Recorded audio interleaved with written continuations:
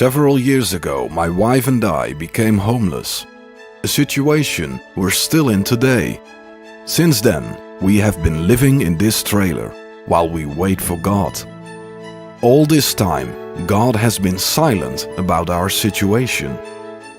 But even when God doesn't speak, He is still saying something. When you go through deep waters, He will be with you. When you go through rivers of difficulty, you will not drown. When you walk through the fire of oppression, you will not be burned up. The flames will not consume you. That's why I've decided not to bury my talent, but to share what God already has done. For the testimony of Jesus is the spirit of prophecy, as can be seen in Revelation 19, verse 10.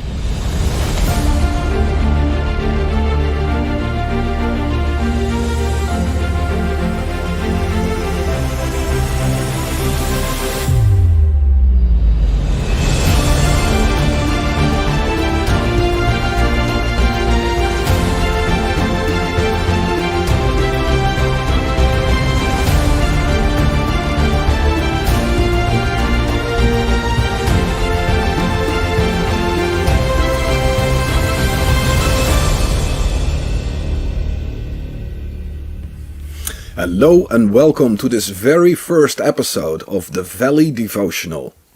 In this program, I am normally going to talk with people about seasons of the valley. So, difficult seasons, setbacks and persecutions that we can go through as Christians.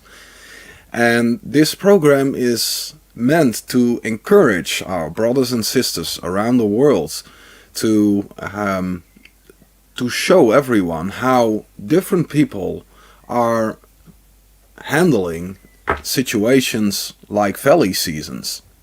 And I have a number of people lined up that I am going to talk with in the next episodes that are going to follow, where we are going to discuss how they are dealing and have dealt with their seasons in the valley.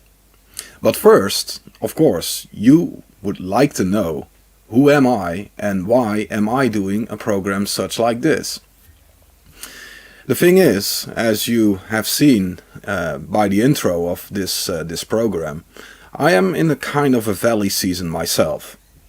And you have noticed by the intro that my wife and I are homeless at the moment, and you probably wonder why and what is going on. And I found it only fair to start this series by using this first episode to give you some insight in the valley that we are going through at this very moment. About 2 years ago, I have made a video where I gave a testimony about our journey to Israel. We were going to the Nazareth meeting, the Nazareth revival meeting with the man of God, TB Joshua, and that was a really remarkable journey, and everything that happened there was remarkable as well. And everything that happened after that was also nothing short of remarkable. Because I already recorded that testimony, I wanted to use this first episode to show you what I have testified back then. That was only 2 years ago. We were already homeless then for, I think it was about 18 months. And I think that's a good start to give you some insights in the situation where we are going through, just to show you that we're not talking about valleys like, you know, there are some people who are going through those. No, we are in it ourselves. We have been going through those valleys ourselves.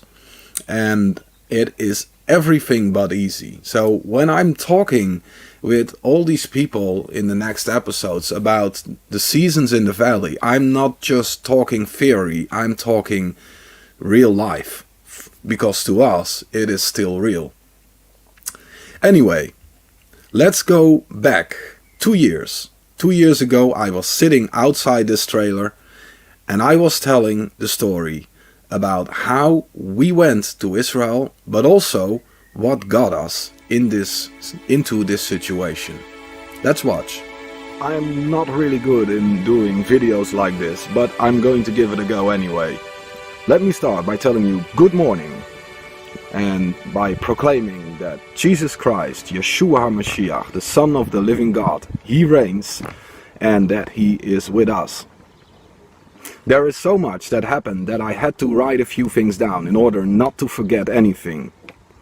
As some of you may know, my wife and I are in a kind of a pickle.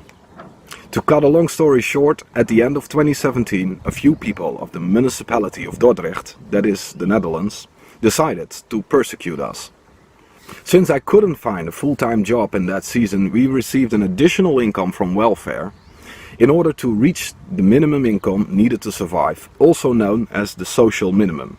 And that means basically my job provided for most of the income, but since my job wasn't able to reach the social minimum, the remaining part was being paid for by or from welfare. Unlike most American ministries, we were not able to live from it or to be on the payroll at all. It was just that small. But we're okay with that. It's in God's hands. As long as you're receiving welfare, you're required to report all of your activities and every form of income you receive, which I find normal. My wife and I did exactly that and nothing less. At the end of 2017, our local government started to claim that we had not reported everything, that we should have asked their permission to organize church services or to take part in those. And they started to label all the expenses of the ministry as our personal expenses and all the donations as our personal income. None of their claims was ever supported by evidence, and from our side we did offer the evidence that this was simply not true. However, in court their claim was believed each and every time, while our evidence was simply ignored. The judges just claimed they couldn't establish if our evidence was authentic without investigating it and without appointing anyone to check it. They simply chose to ignore it. And as a result, I lost my job and they withdrew the welfare that we had, leaving us with no income at all. Because of this, we were evicted from our home and no longer have the right to work or to receive any other form of income in the Netherlands, our own country. Welcome to the true face of socialism. Since then, my wife and I survived on a campground in the Netherlands without having any place to go. It's because of the grace of God and because some friends provided us with the groceries we needed that we survived. Now it's 2019 and we're still at the campground while waiting for a ruling by the High Court. A few weeks ago we were praying about all of this and asking God for a solution, as we have done for 18 months now. After our prayer, my wife received an email with an invitation for a revival meeting with TB Joshua in Nazareth, Israel. We followed and tested this ministry for over 10 years now, and we have found this man to be a true man of God. We needed a touch from God, and we needed a word from above after so much time of silence. After receiving this email, we wondered if this was God's answer for us, so we decided to register for the free event and to see where God would lead it and if He would open the door for us. From a human perspective, it was impossible to go. At the moment, I had 250 euros, of which we had to survive for at least a month. But we received an email back telling us that our registration had been approved. Now it was up to us to take another step, which was a bit scary, I have to be honest. Making a journey from the Netherlands to Israel, staying there and having some food would cost a lot more than 250 euros. I know by experience because we lived in Israel for over 2 months.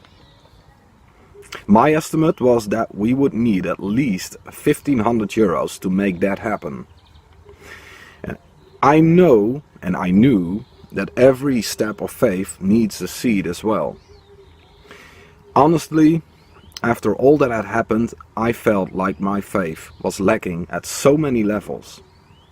But I knew that the book of Malachi says that God challenges us to test Him when it comes to finances. Malachi 3 verse 10 says, "Bring all the tithes into the storehouse, that there may be food in my house, and try me now in this, says the Lord of hosts. If I will not open for you the windows of heaven and pour out for you such blessings, that there will not be room enough to receive it." Faith does not only look to the here and now, it also looks ahead, believing God's promises and faithfulness. Therefore, I decided to act as if I had already received the amount we needed to make the journey to Israel. I told nobody about this, but I planted our seed by giving 10% of the amount we needed for the journey, which was 150 euros. I'm not telling you this to show you how good I am, for I'm not. But I'm telling this as a testimony of God's faithfulness. Giving that amount left us with 100 euros to survive from, which was not enough for the rest of the month. If God would do nothing, we would have had a serious problem there.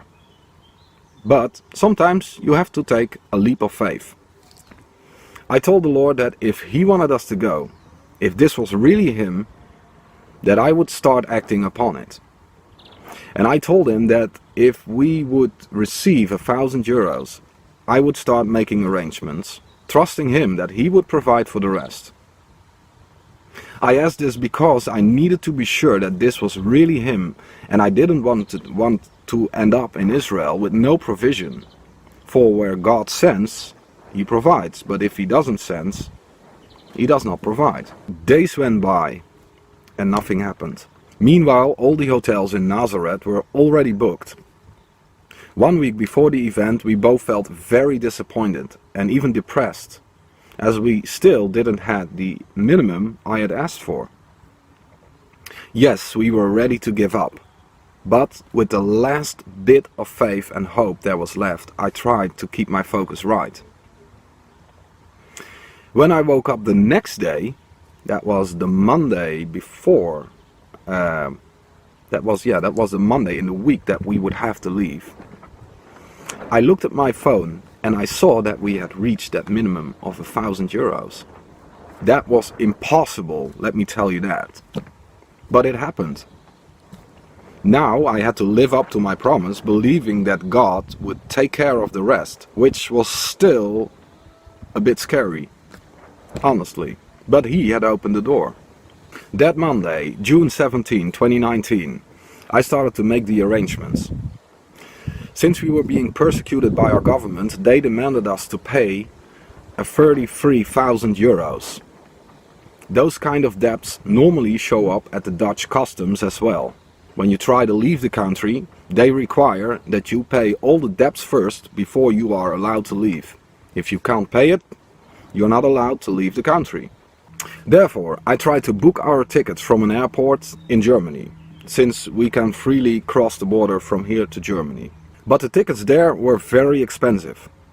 Then the website showed a last-minute deal from a small airport in the south of the Netherlands. Those were the cheapest tickets, and it was also a direct connection with Tel Aviv. Again, I had to take a leap of faith, for those tickets were all we could afford.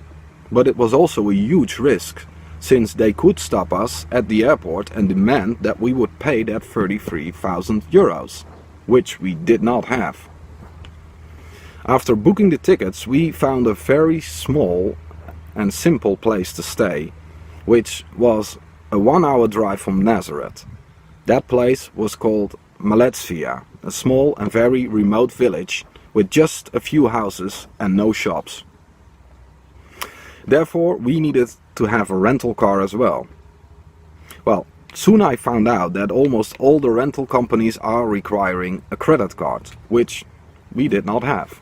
However, some did not, but required a deposit of at least $1,000.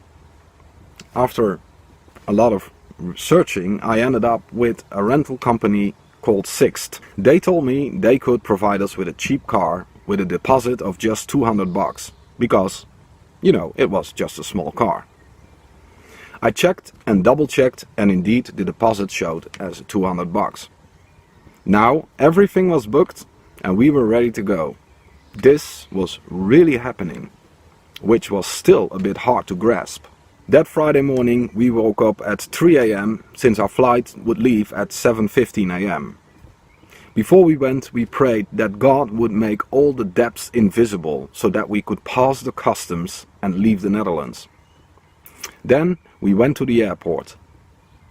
The check-in was done in minutes, so was the security check. Then the customs check came. They looked at our passports, scanned them in their systems, and wished us a good journey. We passed everything and suddenly we were at the gate, ready to leave. We were so relieved, but also amazed by what had just happened.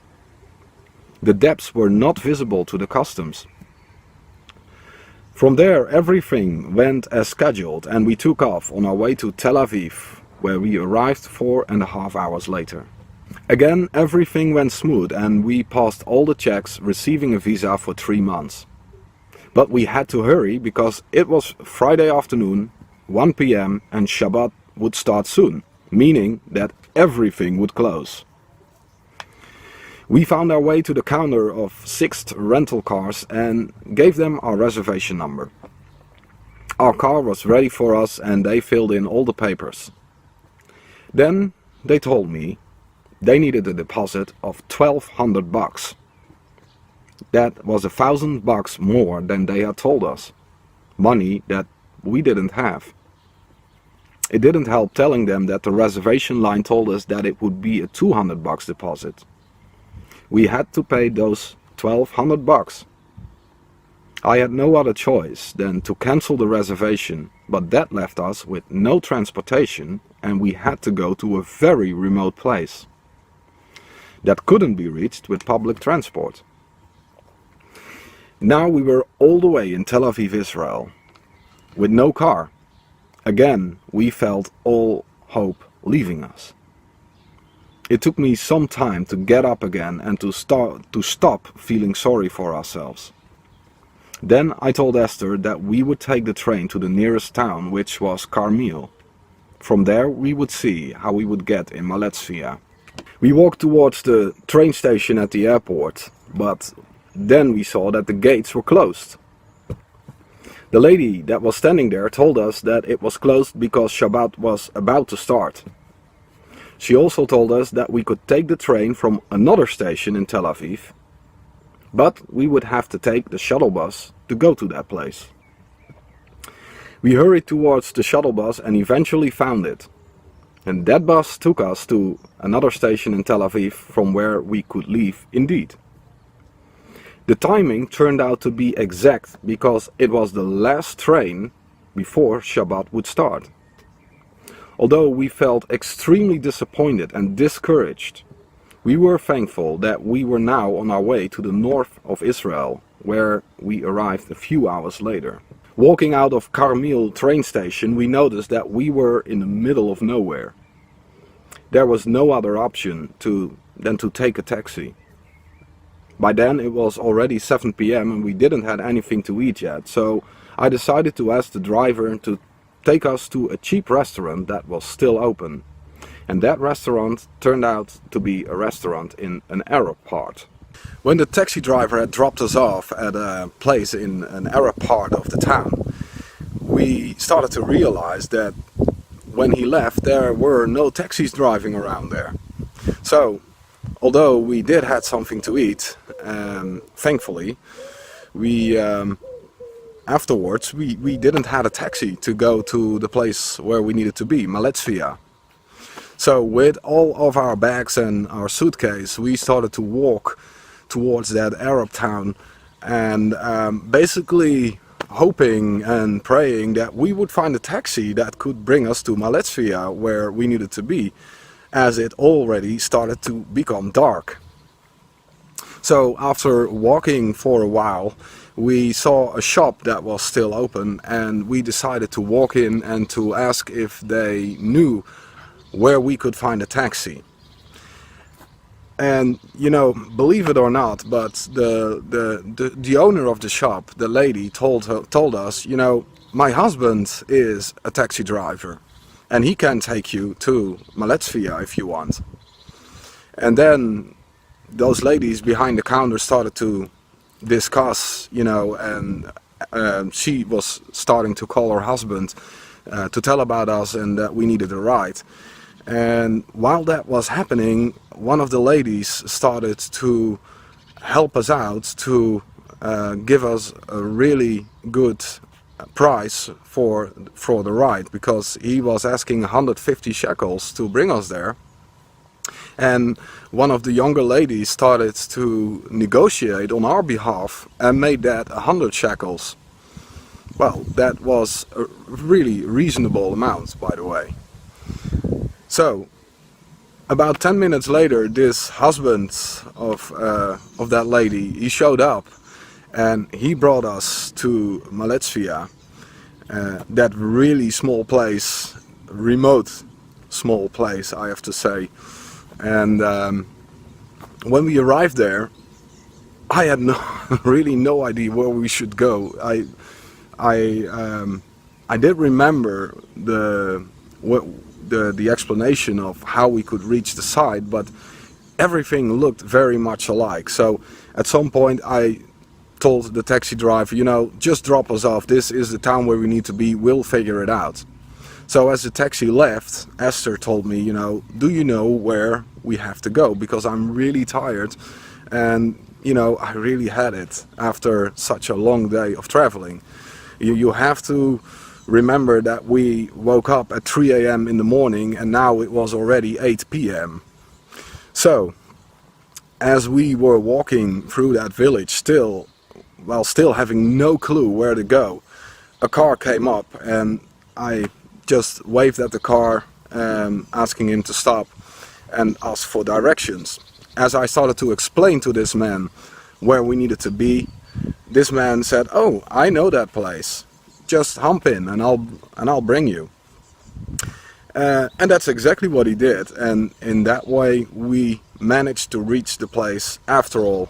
So at 8 p.m. we finally arrived at our destination, and we could finally take some rest. The first day was over, Shabbat had started, and we were there in that very remote village with no stores that were open, with no stores at all actually, and well, very remote, like I said, but at least we were there. After arriving in Israel, we soon found out that both of our telephones were not working at all, and that we really needed a SIM card of a local provider, so that we could at least have internet and use WhatsApp, FaceTime and Messenger, stuff like that, in order to connect with our family, but also to, you know, call a taxi or ask for directions, call our Israeli friends to ask for some help when needed. And basically, as long as we didn't have that SIM card, we were completely off the grid, and we were not able to contact anyone. And as I mentioned before, we were at a very remote place, so we really needed to be able to communicate in any way. Thankfully, in the house itself we had Wi-Fi, so we could connect there, but as soon as we would leave the house we were not able to contact anyone. Anyway, on that Saturday we had to wait before Shabbat was over, and that is always at the end of the day. And in the evening a lot of shops are opening up again for a few hours, so we decided to call a taxi again and to go to the city, to the nearest city, which was Carmel, the same city where we arrived by train the day before. That day we weren't able to get a SIM card, but we were able to get some food, and at the same time we really needed to make arrangements to get some transport to the Nazareth meeting, to the revival meeting with TB Joshua in Nazareth, which was still a 1-hour drive by car. So imagine what that will be with public transport, while we don't have a clue how to get there, and we both don't really understand Hebrew. Well, we know a few words, of course, but not enough to to figure it all out, so to say. So we really needed a little bit of help there. At the end of that day we met a taxi driver and we discussed this with him, and we asked him if he knew someone, or if he himself could bring us to that meeting in Nazareth, and what that would cost us. And it happened to be that he gave us an actual a very fair amount to do that. So since we really didn't want to end up in the middle of nowhere again, and we really wanted to get there, we decided to just go with it and ask him to make the arrangements and to pick us up the next day and to bring us to the Nazareth meeting with TB Joshua. Later that evening he called us back and told us that he himself was not able to do it, but that he had found a taxi driver that was willing to bring us for that amount that we discussed. And it turned out to be a very nice taxi driver who was actually a man of his word, really on time each and every time. And he came to pick us up the next day, and we went off to the Nazareth meeting, where we arrived exactly in time. Well, before I go any further, I have to say, of course, we only had the $1,000 the €1,000, I have to say, that I mentioned earlier, and the amount that we needed was about 1,500, because, you know, otherwise you just won't make it, and you don't have enough money to take the train or any transport to get out of Israel again, or to have enough food to survive from. But I have to say this, from the moment I started moving in faith, while trusting God, each and every time small amounts of money started to come in, until it added up all the way to the 1,500, and even a little bit beyond that I had sown the seed for, which once again I told nobody about that seed. I told nobody about the amount that we needed. That was just between me and the Lord. I just told him I would need 1,500 euros, and I've sown the seed for that. 10% of 1,500 euros, 150 euros. I've sown that seed while trusting him to do the impossible for us. And it happened. He actually gave us the full amount and a little bit more than that. And this I only tell you as a testimony of the faithfulness of God, and also to encourage other people who are in similar situations, that God is really faithful, especially when it comes to the area of finances. And this was the reason why we could afford to pay for a taxi, because otherwise it wouldn't have been possible in any way, because, you know, you just go to Israel with basically no income, and you're completely dependent on God and completely dependent upon his provision. And you know, that's a huge step in faith, after I felt like my faith was lacking at so many levels that I didn't think that God was going to do anything for me anymore. But he did. And I still find it amazing, really. On the first day of the revival meeting with TB Joshua in Nazareth, the event would start at 5 p.m. but we decided to go early, because, you know, when so much people are showing up, you want to be on time so that you have a good seat and so that you will be able to see everything that is happening right there. As I mentioned before, our taxi driver was very on time each and every time, so he brought us to exactly to the place where we needed to be. And when we arrived there very early in the afternoon, it turned out that hundreds of people had the same ID. So it was good that we that we decided to go early, so to say. As we walked on the premises together with a lot of other people, hundreds of people at the same time, I have to say, there were people of the team who pulled us aside, and I didn't really know what they wanted in the first place, but they gave us a wristband, and I thought that this wristband was just, you know, for the general access to the site. But as we started to move forward through the gates, we received another wristband as well, and I didn't know what that was for either. But at some point people started to, the stewards started to point us all the way to the front, and it turned out that the first wristband that we received was for the prayer line, so that the man of God would pray for us later that day. And that was something that to me was also miraculous, because what they had told was that when you wanted to be in the prayer line, you should have met with the team in the 3 days before. But since our trip was such a mess in the first place, we didn't had any time to meet up with any of the team members. So the fact that we were being placed in the prayer line was a miracle in itself. So we were led all the way to the front, and we were basically in front of the stage. And that's how our afternoon started, in the burning sun, I have to say, because it was a 36 degrees Celsius and there was absolutely no shadow to be found. But we were there, and we were sure that God was going to do something. Otherwise he wouldn't have led us all the way to Israel, and otherwise he wouldn't have opened all those doors.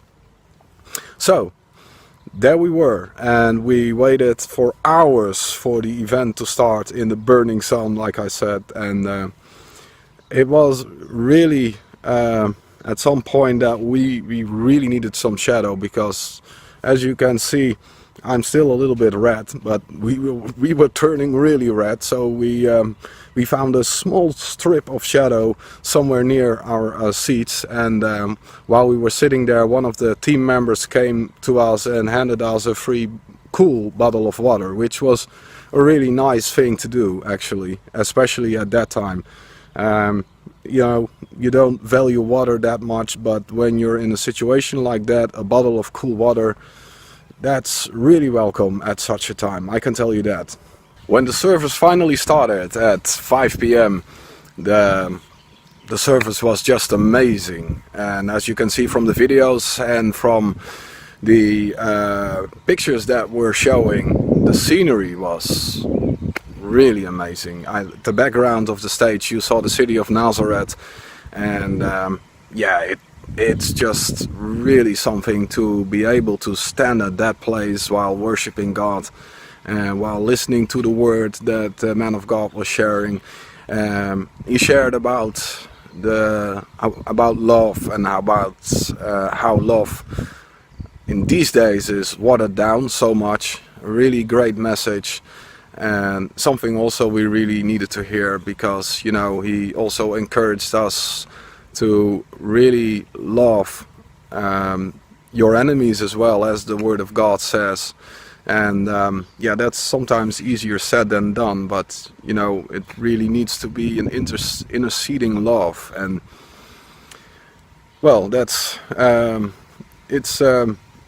let's say it's easy to say, sometimes a little bit difficult to do, but not impossible. Let's keep it at that.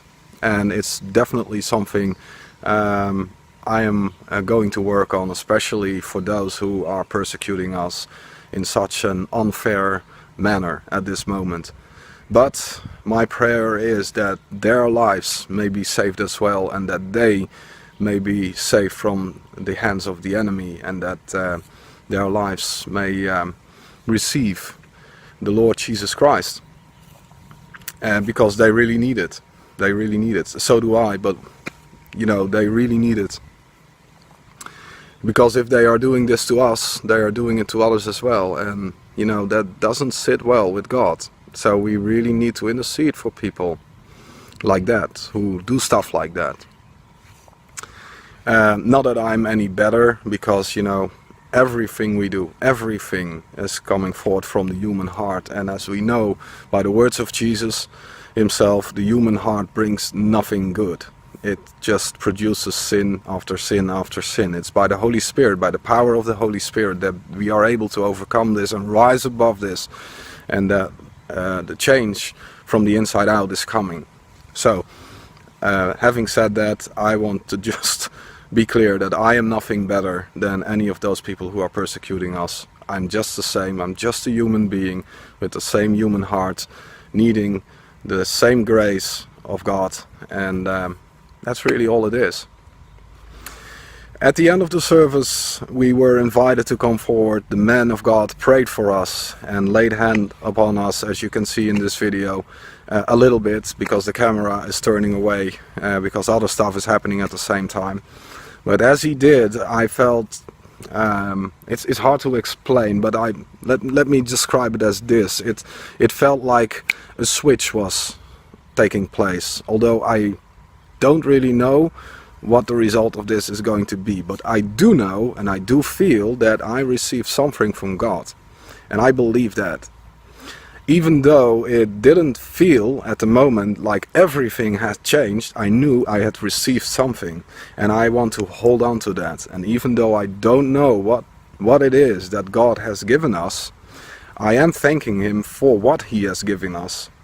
And I am trusting and believing in Him that we will see the results of what happened at that place. It was for a reason that He opened the doors for us to go all the way to Israel, to Nazareth, to attend this meeting, and to be able to stand in front of the stage and to be prayed for, actually. Because, you know, on the second day, I actually said to Esther, you know what, we are going for the prayer line again.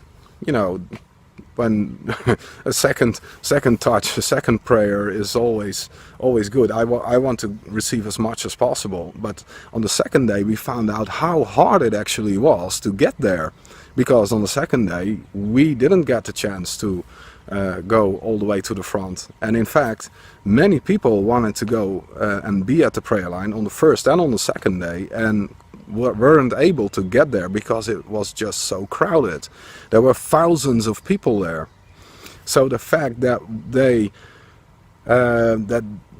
pulled us out and gave us the wristband and the opportunity to go to the prayer line on the first day was a miracle in itself, like I said before.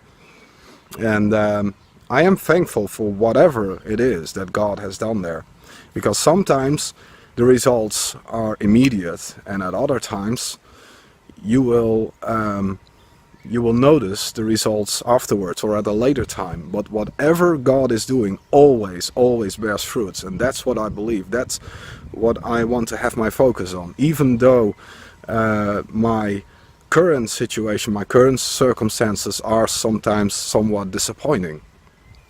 So I believe that the miracle has already taken place, and that at some point Yeshua, Jesus Christ, will make it visible in our lives, and that we have a major testimony to tell.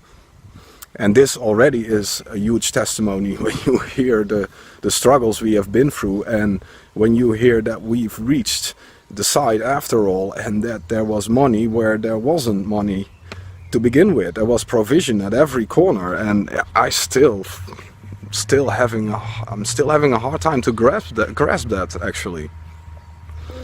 So after the second day, we walked back to our cab, and actually, you know, we were a little bit disappointed at the time, because we had expected something great to happen, some manifestation or of some kind of, or whatever, but something. And like I said before, sometimes you need to get your focus straight and believe that God has done something, even though you cannot always immediately see what has happened.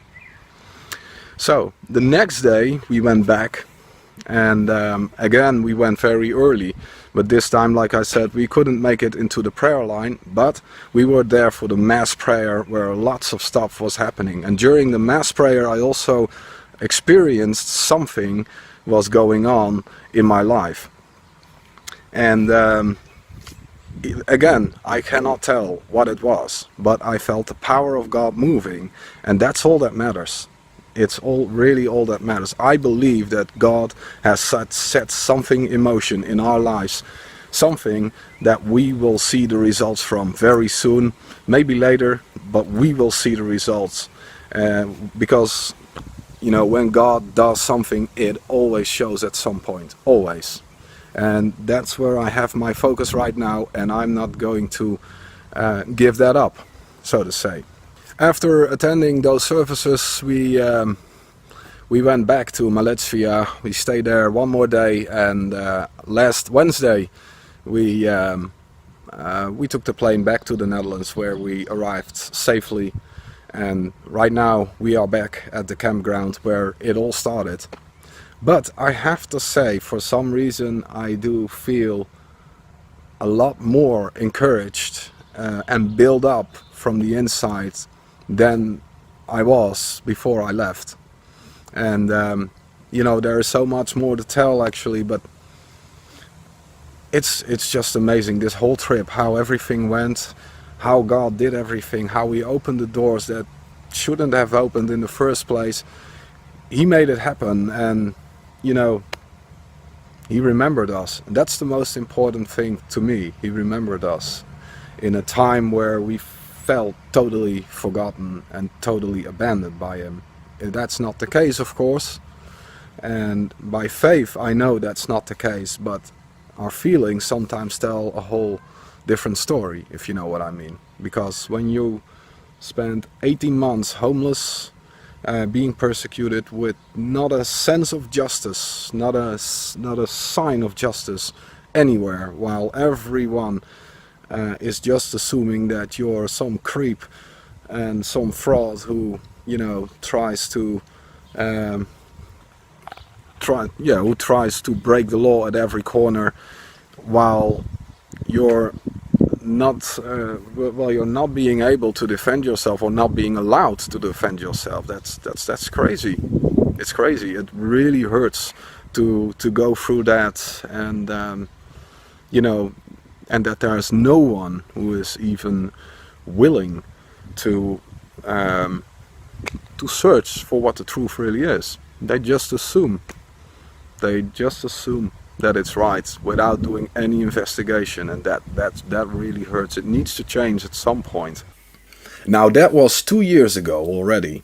It was 2019, June or July, one of both, but it was the summer of 2019 for sure. Now we're already 2 years further, and a lot has happened since. It didn't happen fast, I have to be honest, but some things were set in motion after the man of God has prayed for us. And I'm going to tell you what happened next, because later that year, at the end of 2019, we came in touch with a TV show from a national TV station here in the Netherlands that showed their interest in our situation, in our case. And basically what they did is they offered their support to investigate what happened in our case, and we accepted that with, well, for 100%, absolutely. So what happened next was that in October of 2020, that is only a few months ago, that finally reached the airwaves. So they recorded a show, they did their investigation, and it turned out that that they could find evidence of our innocence. It has to turn out if that is sufficient for the judges, but it was a huge step forward for sure. And while I'm telling this, you are already seeing the images of that TV show that took place back then. It was such a breakthrough. It was such a huge step ahead. But more than that, the judges of the High Court, they saw that broadcast as well. They saw this TV show, and they immediately said that they wanted to do their own investigation as well. And that was very positive.